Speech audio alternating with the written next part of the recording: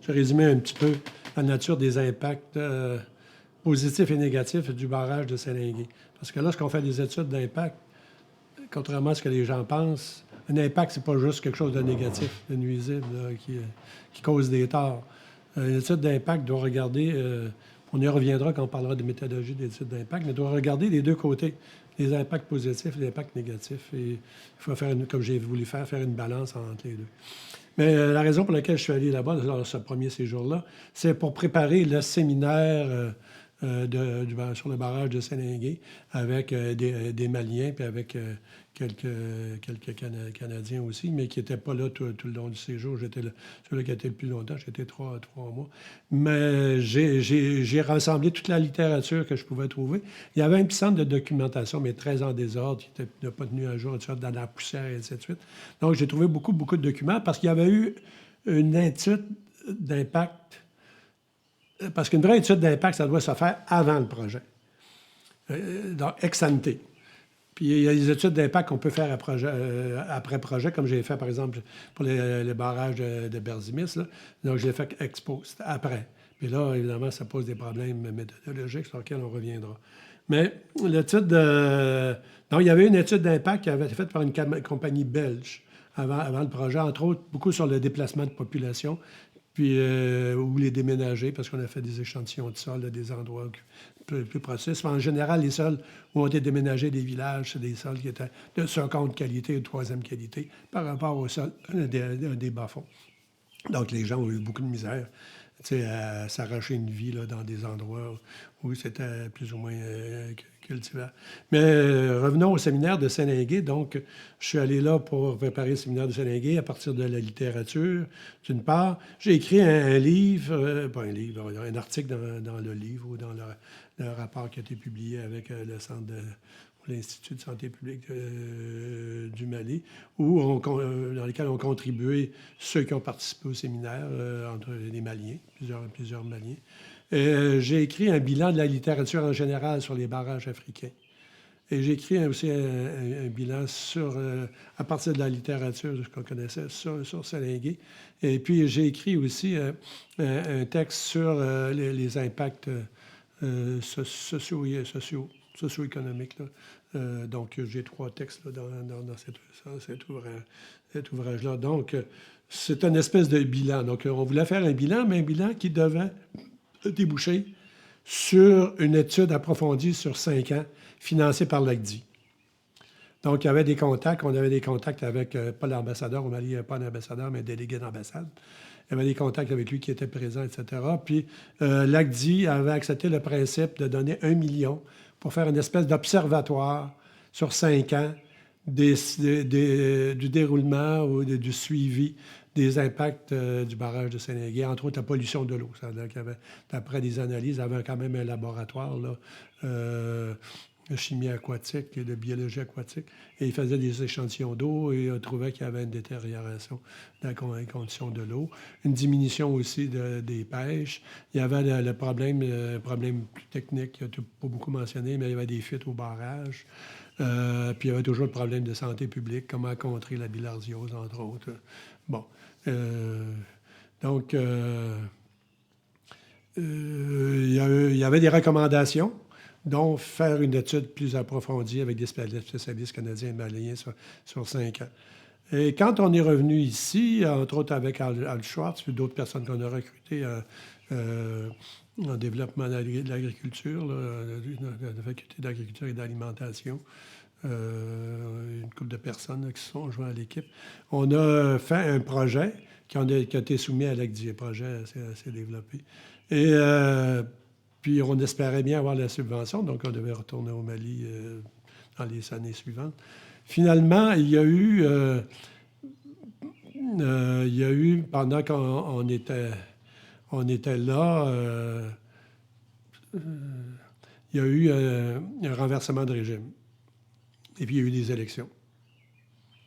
Et celui-là qui était au pouvoir quand on était là la première fois, c'était Moussa Traoré qui était avancé. Donc, après ça, il y a eu des élections. Puis le Canada, pour financer les élections, ils ont pris l'argent qui devait être pour le projet de recherche d'observatoire de suivi socio-écologique du barrage de Saint-Légué. Ils ont pris l'argent, le million, puis l'ont mis dans les autres, si on veut. Donc, le projet a été annulé.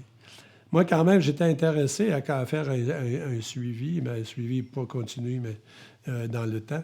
Dans l'année sabbatique suivante, en 97, c'était une partie de mon projet d'année sabbatique. L'autre partie, c'était d'aller en France à l'hiver, là,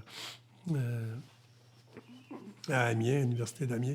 Mais la première partie était l'automne 97. On est retourné 3 mois au Mali. J'avais fait une demande de subvention aux crèches, 2 fois d'ailleurs, pour aller au Mali. J'ai été refusé les 2 fois. Finalement, j'ai pris l'argent d'année sabbatique pour aller à l'automne 97. Puis là, pour faire le suivi, puis c'est là que j'ai fait une série d'entrevues. J'ai fait le tour de tous les villages autour du lac, là, je ne sais pas, 20 quelques villages, pour faire des entrevues collectives. On demandait des gens du village, évidemment le chef, les représentants, etc., du village, de venir participer à une entrevue de groupe, là, on peut appeler. J'étais obligé d'avoir un interprète. C'était en malinqué. Une région, il y a des malinqués et des peuls, mais les peuls ont été malinquinisés. Donc, le peul ne se parle plus dans la région. Mais ils sont encore plus éleveurs, moins agriculteurs, alors que les Malinqués étaient surtout agriculteurs puis propriétaires de vergers. Donc, les 2 activités principales. Je faisais un peu de chasse. J'ai vu des chasseurs là, avec des fusils, comme je montrais tout à l'heure. Là, mais la chasse, le gibier était vraiment, vraiment rare dans la région. Alors que dans la région de Sibikili, Niéménéké, à la frontière du parc du Nyokolokoba, ben là, il y avait du gibier en masse qui débordait. Donc, on pouvait avoir du gibier, mais là, je n'ai jamais vu le nombre de gibier, même s'il y avait des chasseurs. Mais les gens, on voyait avec des fusils, mais on disait souvent que c'est pour protéger les champs contre les singes. Donc, il y avait le droit de tuer des singes. Ça prenait...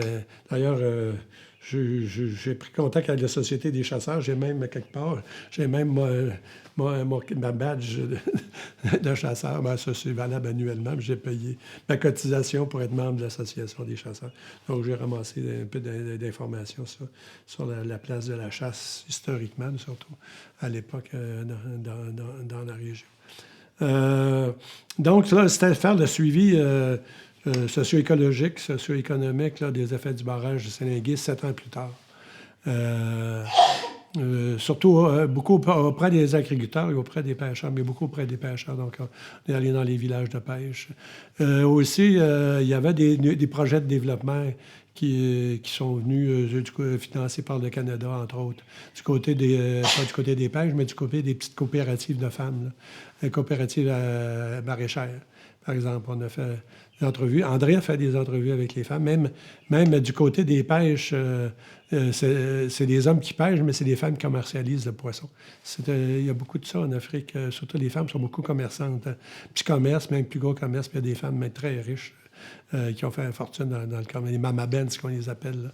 Des femmes qui sont enrichies, sont devenues millionnaires avec le gros commerce qui exploite des réseaux.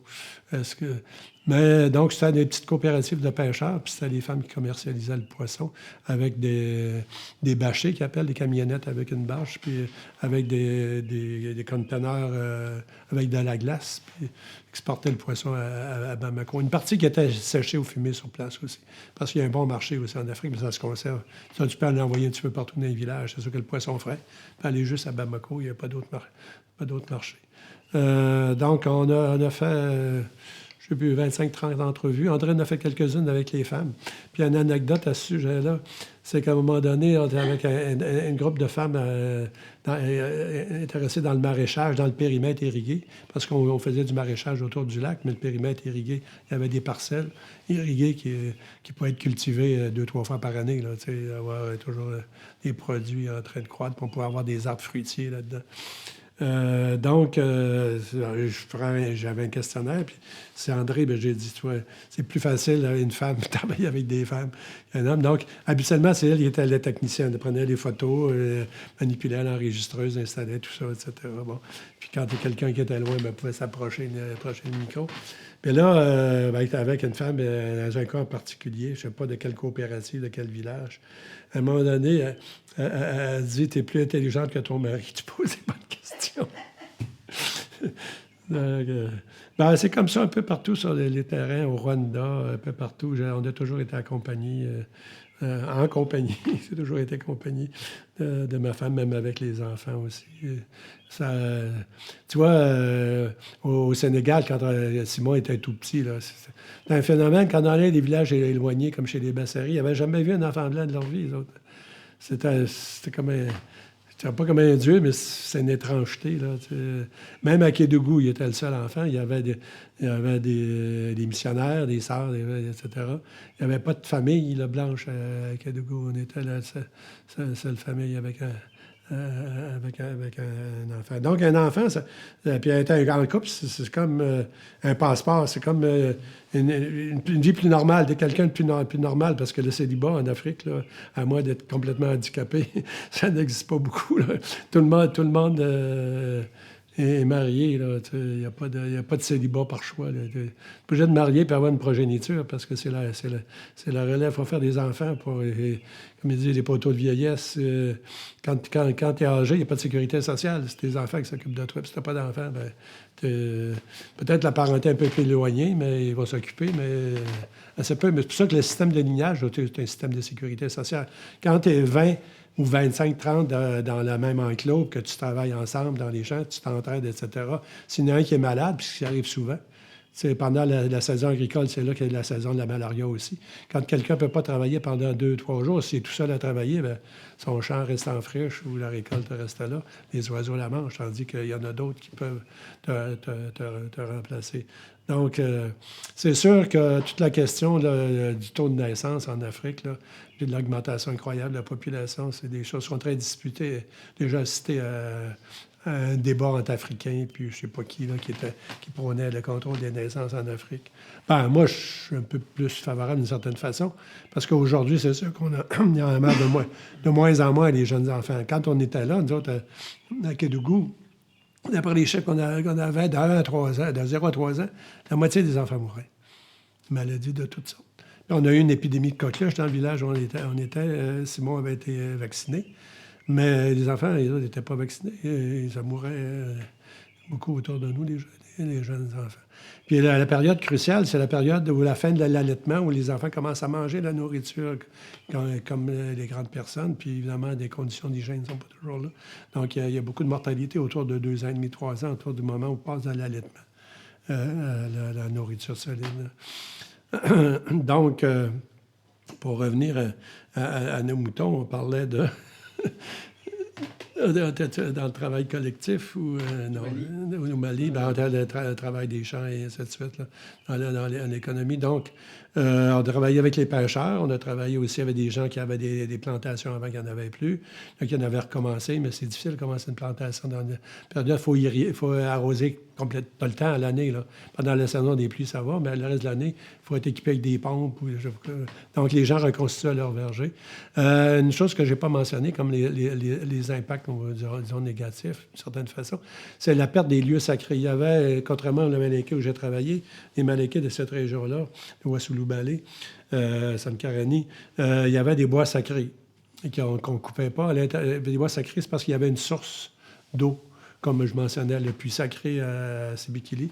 Il y avait une source d'eau qui servait au début de l'approvisionnement des villages. Mais moi, j'en ai visité 2, mais ils sont taris aujourd'hui. Là. Il n'y a pas assez d'eau souterraine. Puis, bon, ça a été une raison pour laquelle ils ont abandonné un peu le bois sacré. Il y en a qui ont été inondés à moitié, les sources inondées. Et puis, il y a aussi... l'autre raison, c'est qu'en même temps que la modernisation de la région, d'une certaine façon, il y a eu aussi un essor de l'islam, de l'islamisation, parce qu'on a construit beaucoup de nos mosquées. Ça a été financé, semble-t-il, par l'Arabie saoudite. Comme le Canada a financé des creusages de puits, là, pour avoir de l'eau aller chercher plus en profondeur et d'avoir de l'eau de meilleure qualité. Donc, ça semble-t-il qu'il y a eu des financements comme ça de plusieurs mosquées, des petites mosquées, mais dans tous les villages, ou à peu près.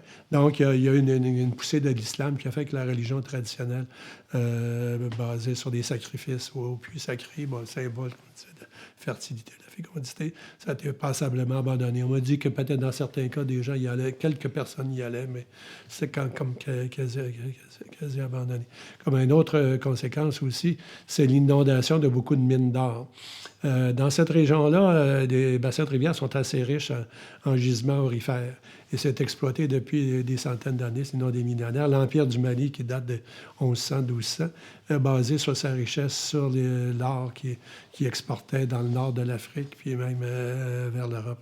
On dit qu'un des empereurs, là, le deuxième, Kanka Moussa, je pense que ça s'appelait, est parti avec des chameaux chargés d'or dans un voyage à la Mecque qui a duré je ne sais pas combien d'années, avec toute sa suite. Je ne sais pas, il y était des centaines ou un millier. Donc, évidemment, il y avait besoin de beaucoup d'argent pour nourrir tout ce monde-là, les loger en cours de route et ainsi de suite, et revenir avec toutes sortes de produits. Donc, tout le long des rivières, il y avait des gîtes aurifères qui ont été utilisés depuis des centaines d'années avec une technique traditionnelle qui consiste à creuser un puits puis des galeries entre les puits. Mais il ne faut pas être gros là, pour descendre là-dedans. Les puits, c'est à peu près large comme ça, puis des galeries. Puis, évidemment, dépendant du terrain, des fois, ça s'écroule sur les mineurs. Là. Dans la région, à Cangaré, juste à côté de Sélingué, à quelques kilomètres, j'ai visité une mine comme ça, mais qui n'était pas en opération parce que c'était pas encore le temps. C'était encore le temps des récoltes. Puis les gisements étaient assez semble-t-il, assez épuisés. Mais maintenant, une partie de ces sites aurifères traditionnels-là ont été pris en charge par des compagnies minières internationales. Donc, au Canada, comment ça s'appelle, la grosse compagnie canadienne, là, maintenant, pas Goldcorp. En tout cas, qui était au Mali, là, qui allait s'installer des machines. Les autres, c'est pas des puits souterrains. Ils te ramassent tout le terrain, puis ils passent ça au tamis ou je sais pas quoi. Puis il y a des moyens de lessivage là, pour faire ressortir là. Il y en avait une mine russe qui était pas très loin dans la région, mais qui était abandonnée, mais qui était en train d'être reprise par une firme canadienne aussi. On sait que le Canada est le plus grand investisseur à travers toutes sortes de filiales puis des capitaux étrangers dans le domaine minier à travers le monde. Peut-être à l'exception de la Chine, et puis qui se comportent souvent, les entreprises canadiennes, ils se comportent souvent comme des nouveaux coloniaux, là, une expression que j'ai lue, ils sont là en territoire conquis, ils s'arrangent avec les élites politiques, puis ils s'installent, puis ils ont leur main-d'œuvre, leur cité à part. J'ai rencontré un ingénieur minier qui travaillait pas dans la région de Sélingué, mais le long du fleuve Niger, et il me racontait la ville fermée qu'il y avait là, avec tout climatisé, toute la viande, toute la nourriture venait de l'étranger. Puis il engageait évidemment des mineurs, là, mais ceux qui étaient les travailleurs manuels, sinon tous les cadres, tout ça, c'était tous des gens qui venaient du Canada. Bon, j'ai lu un très beau livre sur ça. Comment ça s'appelle?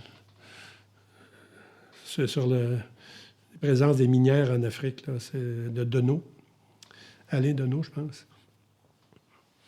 Je ne me souviens pas du titre du volume, qui a été d'ailleurs poursuivi par Libel, puis il y a eu un arrangement hors cours, mais les compagnies font ça souvent maintenant. Comme ça a été présenté dans Éco-Société, donc ils ont failli mettre la collection des éditions Éco-Société à terre à cause de cette poursuite-là. Non, les poursuites Bayon, comme on appelle. La compagnie essaie de faire taire tous ceux qui soulèvent là, tous les abus du capitalisme canadien à l'étranger, surtout dans le domaine minier. Donc, il y a plusieurs mines d'or comme ça qui ont été inondées. Maintenant, quel était le potentiel de ces mines-là à long terme, on ne le sait pas, là. Mais c'est des mines qui étaient déjà exploitées depuis un bon bout de temps. Donc, la suite de mes entrevues, la suite de mon séjour là-bas, d'autres lectures, mais j'avais déjà lu pas mal d'affaires. J'ai produit un rapport de recherche que j'ai envoyé à l'organisation qui chapeaute le développement de la zone de Sélingué. Ça s'appelait OERHN à l'époque, Office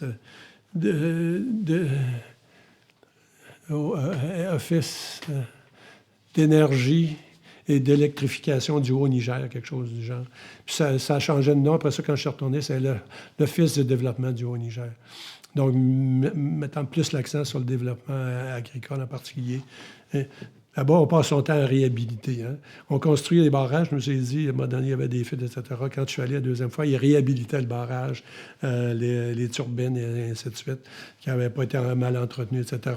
Le périmètre irrigué qui était d'abord, il avait été mal planifié. C'est parce qu'il fallait qu'il y ait une pente. Hein. Pour que l'eau circule, il fallait qu'il y ait une pente, une légère pente qui part du barrage, puis qui s'en aille jusqu'à l'aval. Ça a quand même 7-8 km, 10 km, le périmètre irrigué, c'est très long. Mais il fallait qu'il y ait une pente égale. Mais quand tu fais une bosse, l'eau ne monte plus, là. Il fallait mettre des pompes. Il n'y avait pas de pompe. Donc, il y avait des endroits qui étaient inondés parce qu'ils étaient trop bas, des endroits qui n'étaient pas irrigués. Donc, la compagnie qui a eu le contrat pour faire le périmètre a eu le contrat pour réhabiliter les erreurs qu'ils avaient fait dans la construction du périmètre. Puis encore là, quand je suis allé, donc, ils voulaient relancer la culture maraîchère qui était plus ou moins à l'abandon dans la région parce qu'il n'y a pas de marché immédiat. Le seul marché, c'est gros marché, c'était Bamako. Puis amener ça à Bamako, il faut avoir un certain volume, alors que c'est tous des petits jardins cultivés, même les coopératives. C'est juste pour presque leurs besoins familiaux, locaux. Ils vont dans les petits marchés locaux. Donc, il y avait toutes sortes de problèmes, évidemment, de développement économique. Mais puis, ils mettaient l'accent aussi sur la place des femmes. On avait rencontré une jeune femme là, qui était en charge un peu du développement des coopératives là, dans le domaine maraîcher. Quand on a fait une entrevue, quand on est resté en contact un bout de temps. Je l'avais elle n'avait pas de littérature, fait que j'ai dit, bon, on a une revue qui s'appelle Études féministes.